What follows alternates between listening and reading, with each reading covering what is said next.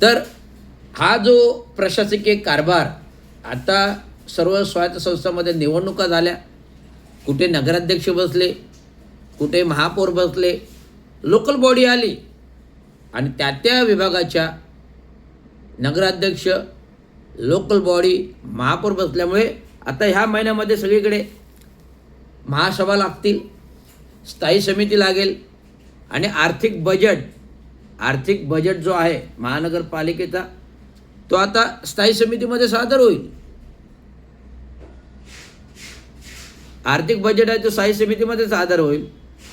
आणि स्थायी समितीमध्ये सादर झाल्यानंतर त्याच्यावरती स्थायी समितीमधील जे मेंबर्स आहेत आणि त्या विभागाचे अधिकारी आहेत यांच्याशी चर्चा करून त्या बजेटचं ताळमेळ जुळवला जाईल आणि आर्थिक वर्षाचं आर्थिक हित विविध विकास कामांमध्ये कसं असेल आणि विविध विकास कामांचं नियोजन कसं असेल याचं आर्थिक ताळमेळ हा जुळवणारं पुस्तक प्रसिद्ध होईल, त्यालाच बजेट म्हटलं जातं. अशा प्रकारचं विस्तृतीकरण बजेटचं मी तुम्हाला केलेलं आहे. मागील 2022 पासून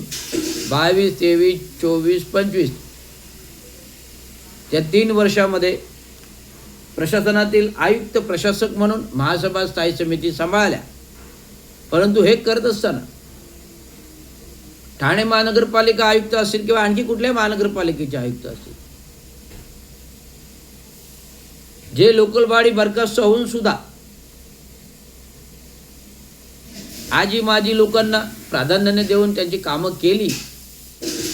विकास कामं हा आर्थिक निधीतूनच केला जातो हे तुम्हाला सांगायचे आहे.